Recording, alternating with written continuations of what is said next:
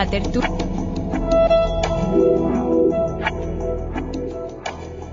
Shalom, bienvenidos a la tertulia de los fines de semana en Radio Sefarat. En esta ocasión abordamos un tema que no es de inminente, de estricta actualidad, aunque sí es de una actualidad constante, y un tema además de controversia y debate continuo en el mundo judío: la asimilación y los matrimonios mixtos. Durante siglos los judíos anhelaron y lucharon por la igualdad, por la equiparación de libertades y derechos con el resto de los ciudadanos. Hoy, cuando la libertad y esa igualdad se ha logrado en el mundo occidental en gran medida, la asimilación y los matrimonios mixtos amenazan la continuidad judía tanto como lo hicieron en su momento los peores enemigos del judaísmo en nuestra historia. Para abordar este tema, esta paradoja, esta ironía casi de la historia, están hoy con nosotros en la mesa de Radio Sefarat Linda Jiménez Glassman. Linda, ¿cómo estás? Hola. A Linda la conocen porque es colaboradora de Radio Sefarat, y Linda tiene mucho que contar sobre esto porque es hija de un matrimonio mixto, ¿no es así, Linda? Sí. Y tú también te volviste a casar con un no judío. Bueno, me casé, no me volví a casar, me casé. ¿Te casaste? Una vez. Sí.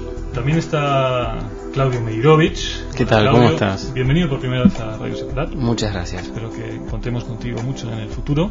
Bueno, veremos qué el tiempo nos depara. Claudio, tú eres miembro de Betel, de la comunidad judía conservadora Betel de Madrid. Eres cordobés, de Córdoba, Argentina, y estás casado con Karina, que es judía conversa. ¿Es así, Claudio? Es así, correcto. La pregunta que pongo sobre la mesa y que creo que es de interés para todos es: ¿os habéis planteado este tema del matrimonio mixto a la hora de elegir a vuestra pareja? ¿Qué importancia tuvo? ¿Qué significado tuvo? Bueno, yo lo que quería plantear es ¿qué es un matrimonio mixto?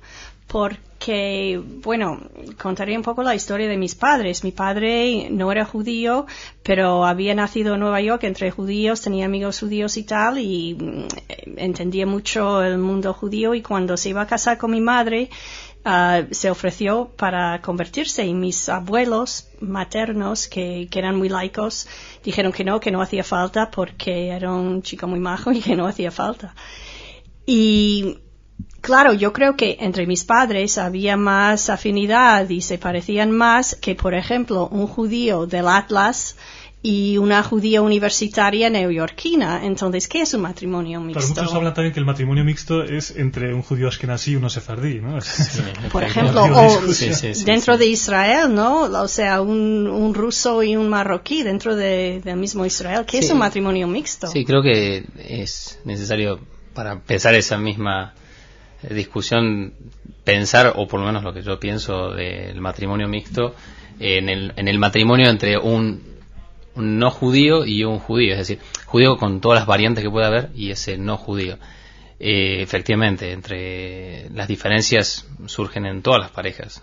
Va a haber diferencias en matrimonios cristianos, en matrimonios musulmanes y en matrimonios judíos también.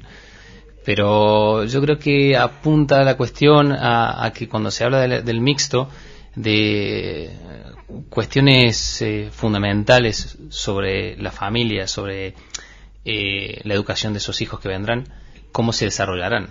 Esa es la gran incógnita, y que efectivamente, si ese matrimonio tiene ideales muy similares, por más que hayan venido de cunas diferentes, se van a mantener en el tiempo. Pero ahí está la cuestión, como preguntabas, que uno se plantea: ¿realmente se van a mantener o va a haber cortocircuitos en algún momento que rompan esa pareja? A mí me ha parecido curioso, Linda, cómo lo has formulado. ¿Tus padres les parecía que era un chico muy majo, a los padres de tu madre, con lo cual no hacía falta que se convirtiera? ¿Cómo es eso? Pues eso, porque mis abuelos eran muy laicos, totalmente, vamos, laicos. Y el hecho de convertirse, o sea, de pasar por una ceremonia o por un... ¿No se plantearon la pérdida de la continuidad de la identidad judía, no tanto en un sentido religioso? No, en absoluto, porque casi le adoptaron a mi padre, o sea que no hacía falta el papeleo, digamos, de hacerse judío. Pero y el hecho de, bueno, bajo la idea esta de judaísmo que se sigue a través de madres, claro, se mantendría, ¿no? Legalmente sí. Claro. Pero tampoco sería una preocupación de tus padres. No, por lo tanto dejaría de ser una preocupación. No, porque además mis abuelos eran muy yidishistas, o sea, culturalmente les importaban mucho las tradiciones, y a mi madre también, y mi padre se integró en eso, pero sin tener que pasar por el rabino. No, yo creo que, bueno, he notado que muchas veces esta situación se da un poco más que la situación contraria, es decir, cuando son las madres las que llevan, como dice el judaísmo, esa línea, no sé por qué, se considera que, bueno, está salvaguardado, entre comillas, el judaísmo, porque la madre lo será, sí, ¿no? Según la halajá, digamos, el judaísmo se transmite por sí, materna, pero cual, si lo pensamos conscientemente, también tiene esa misma connotación, ¿no? Pero el problema, bueno, viene en casos como el mío, en los que dices, bueno, y entonces la educación de tus hijos, ¿cómo será? Claro, en tu caso, Mario, tú te planteaste, tu mujer... Claro, ahí no es donde judía. Te preguntas, pero tú dices, bueno, no, yo soy una persona moderna, que va a participar activamente en la familia, que va a contribuir de manera más activa de cómo se contribuía antes, y tal vez no tendríamos necesidad de esa conversión. Pero, sin embargo, sigue existiendo algún, no sé si tabú o algún impedimento que a uno lo deja en el cuestionamiento de si es posible ese matrimonio en esas condiciones. ¿Y qué os hizo decidir, o fue una decisión de ella? ¿Cómo fue la decisión de la conversión de tu mujer? ¿Fue antes de casaros y fue una decisión tomada en conjunto? Bueno, esa es la pregunta que le hacen a ella, ¿no? Bueno, nosotros llevamos muchos años juntos, o sea que no ha sido un proceso de decir, oye, mañana nos vamos a casar, vale, entonces pasa por el tribunal, arreglas tus papeles y seguimos. Muchos dirán, no, esto lo hizo ella por él para poder continuar esto, si no, no se continuaba, o era el paso obligado. Yo creo que se fue dando paso a paso en nuestra relación. Llegado cierto momento, ella decidió tomar cursos para conversión, donde en realidad nos metimos ambos. Ahí fue donde ambos dijimos, bueno, fantástico, si quieres hacerlo, me pongo contigo a estudiar o a ayudarte en lo que pueda. Incluso yo aprendo también mucho que yo no sé. Muchas veces ocurre eso, ¿no? Que en las conversiones en realidad se convierte uno de la pareja, pero es una conversión casi de ambos, ¿no? Muchas veces, sí, o por lo menos sí. En el sentido de que hay mayor conocimiento y mayor implicación con el judaísmo de la persona que acompaña a la persona. Sí. Entonces, conversa, ¿no? Ahí hay todo un proceso que en nuestro caso significó un enriquecimiento de pareja, es decir, más todas las cosas que tenemos, como decía, soy argentino, o sea que nos hemos venido de Argentina, el mudarnos a otro país y el agregar cosas a nuestra vida, ha habido esta conversión. Ella entiendo que lo hace porque está convencida y porque cree, al igual que yo, que es fundamental para la armonía y para la armonía de la familia y la continuidad de una familia como la que hemos estado discutiendo durante tanto tiempo. Voy a lanzar algunos datos sobre la mesa. Linda, coméntamelos, porque creo que tú tienes una visión muy secular sobre el judaísmo y me gustaría saber cuál es tu relación con la preocupación que muchos judíos tienen por la disminución del judaísmo por los matrimonios mixtos. Ahí va un poco de demografía. En el mundo hay 2 billones de cristianos, es decir, 2.000 millones de personas, 1,5 billones de musulmanes, 900 millones de hinduistas, y luego hay muchos otros millones de otras religiones. ¿Y cuántos judíos hay en el mundo? 14 millones. 12, sí, poquitos, ¿no? Datos sobre Estados Unidos, que creo que es un caso también donde una sociedad abierta, justamente porque al ser una sociedad abierta permite la asimilación, permite la posibilidad del matrimonio mixto. El American Jewish Committee publica unas estadísticas recientemente donde dice lo siguiente: desde 1996 el 47% de los judíos se casan con no judíos, de los judíos americanos. En 1970 esta cifra de intermarriage, ¿no?, como le llaman los matrimonios mixtos, era del 28%, mucho menos, casi la mitad. También dice esta estadística que el 33% de los hijos de matrimonios mixtos son educados como cristianos, un 25% son educados como judíos y cristianos, lo cual me pregunto cómo se hace eso, y el 24% sin ninguna identificación religiosa.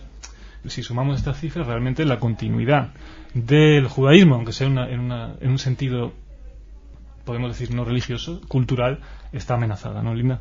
Bueno, a mí me criaron sin ninguna identificación religiosa, pero sí cultural y tradicional, y muy fuerte además. O sea que mi madre sigue hablando yiddish y tiene sus grupos de yiddish ahí en Estados Unidos.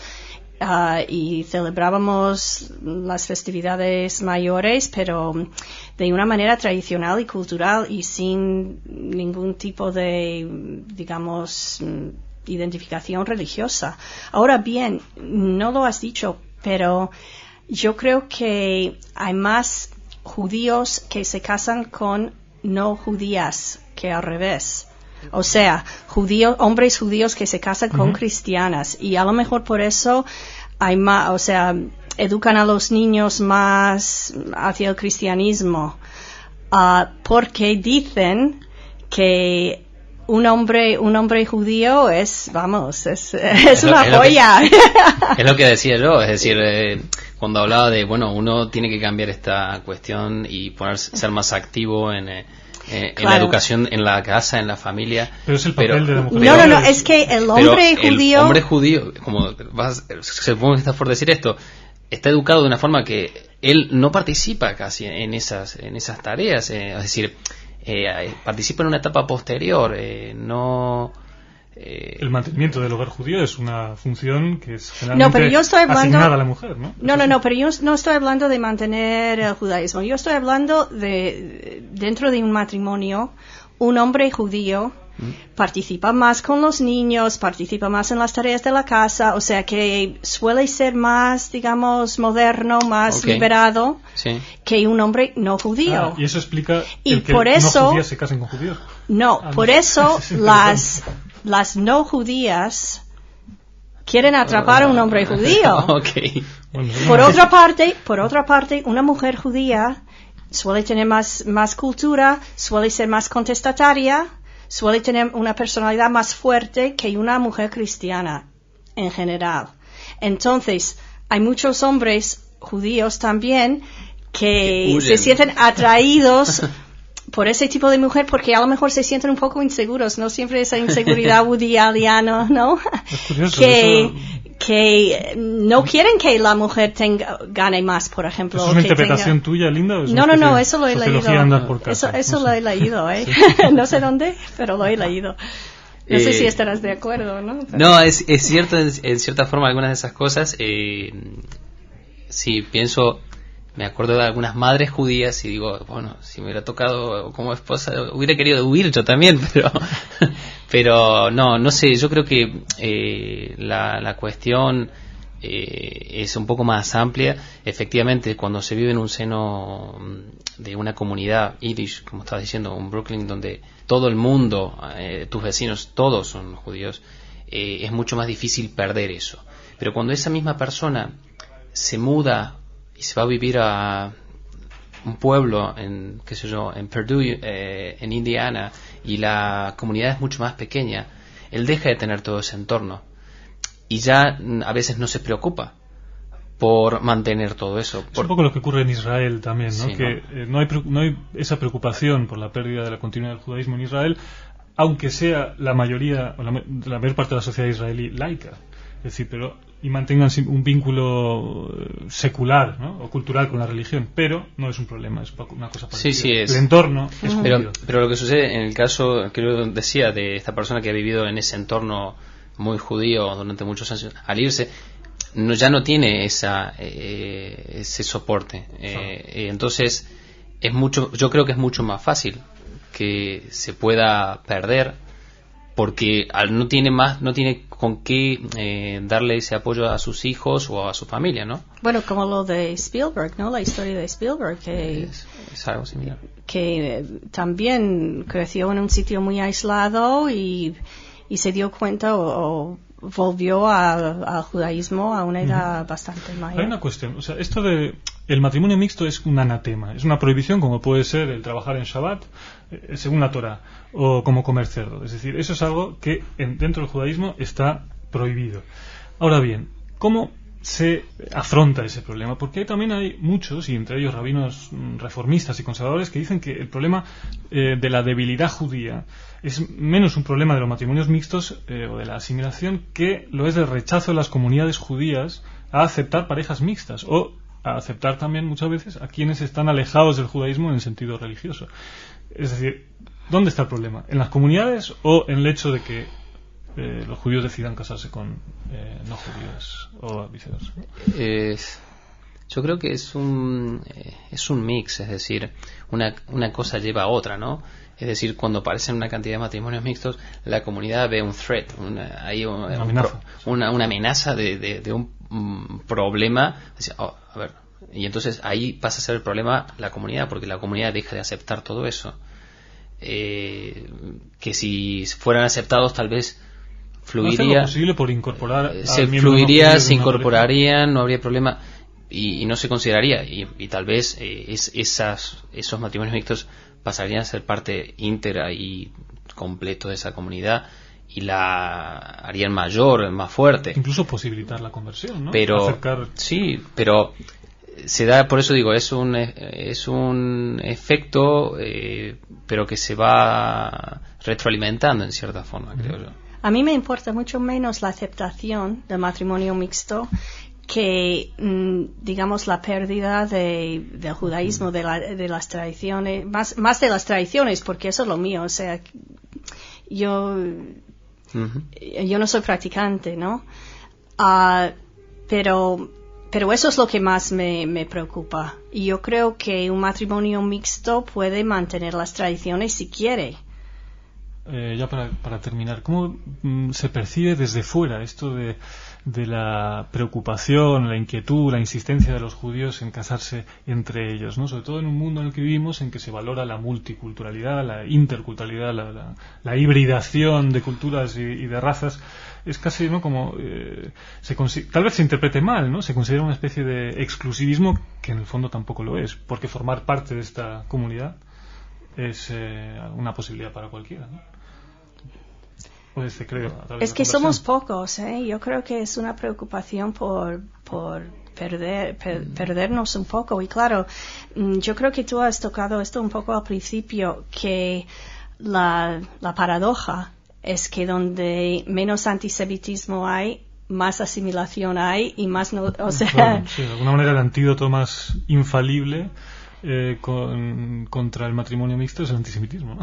Esa es la paradoja. Claro, sí. Claro. Pero no sé si vamos a eso, ¿no? Pero lo que decías de la multiculturalidad de la que hablamos, es bueno que dentro de esa multiculturalidad se mantengan identidades. Entonces, si nosotros como judíos podemos mantener esa identidad y compartirla y aceptar a otros, y logramos convivir con todas nuestras diferencias, ahí es donde yo creo que lograremos esa paz que se está buscando tanto y ese equilibrio que está tan difícil hoy en día. En el fondo, integración frente a asimilación, ¿no? Asimilación sería la pérdida de la identidad, la integración es vivir como judíos en una sociedad abierta. Sí.